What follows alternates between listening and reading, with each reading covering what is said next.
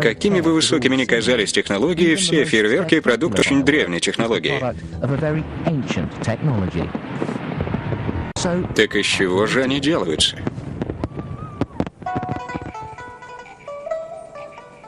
Начало этой истории лежит на расстоянии в полмира.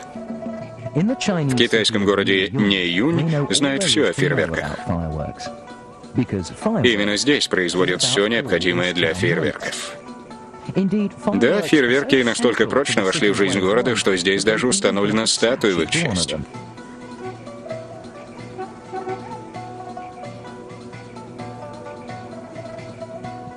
Компания «Черная кошка» — одна из крупнейших в Нэйюне.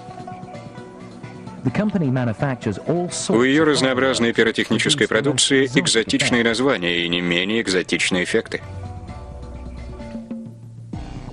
Несмотря на современную упаковку, пиротехника, используемая нами, остается продуктом древней технологии, разработанной китайцами свыше 2000 лет назад, здесь, в горах вокруг Нэйюня. В этих горах до сих пор производят пиротехнические средства. Слишком опасно делать это где-нибудь еще. И вот почему. Китайцы называют это вещество черным порохом. Это смесь древесного угля, серы и калиевой селитры. По отдельности, каждая из этих составляющих безопасна, но смешав их, будьте осторожны.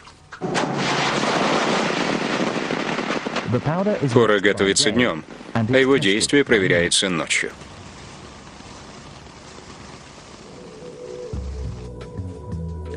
Черный порох был впервые изобретен в Китае 2000 лет назад. И если поднести зажженную спичку, произойдет вот что. Калиевая селитра в смеси действует как окислитель. Другими словами, при нагревании она выделяет достаточно кислорода для активного сгорания других ингредиентов. Но древние китайские алхимики вскоре обнаружили в черном порохе кое-что еще интересное. Если его закрыть плотно, например, в трубке, берегись. Пиротехники называют это взрывным зарядом.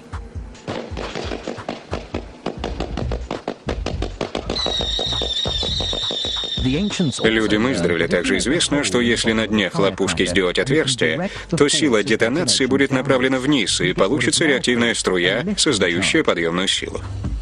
От нее-то пиротехническая ракета и взмывает вверх.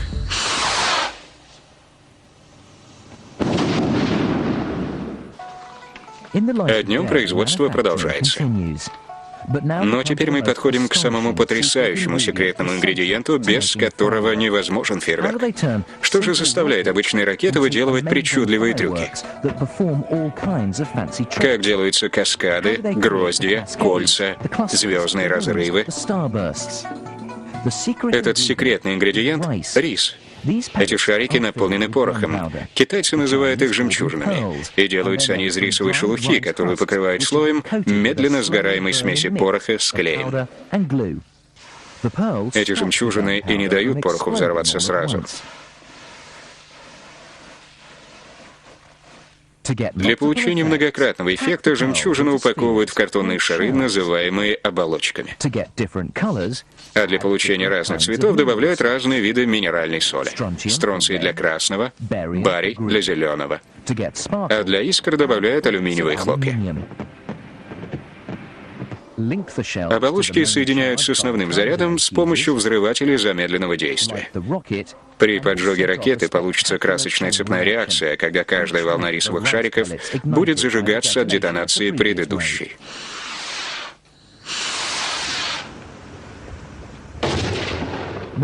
Какими бы большими и сложными ни были фейерверки, все они основаны на эффекте простой цепной реакции. Просто надо положить побольше риса и сделать разные оболочки.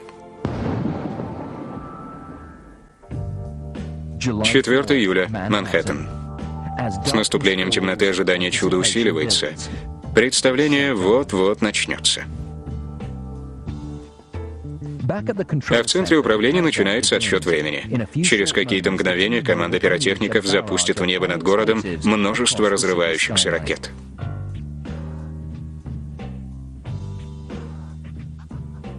И вот внезапно начинается.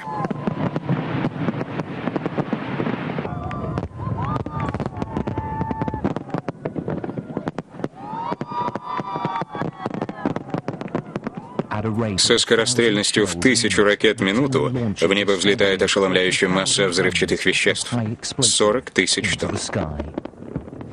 Поистине грандиозное представление.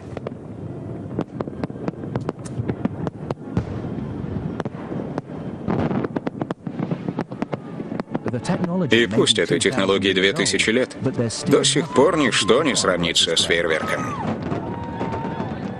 Обожаю фейерверки. В них есть что-то волшебное, это незабываемое чудо, и от него во мне на всю жизнь остается постоянное желание творить такие чудеса. Потрясающее зрелище. А все сводится лишь к смеси химических элементов, большому количеству риса и простой цепной реакции. 4 июля, благодаря Гэри Сузи и его команде, а также 2000-летней китайской технологии, город Нью-Йорк отмечает независимость Америки разноцветным фейерверком.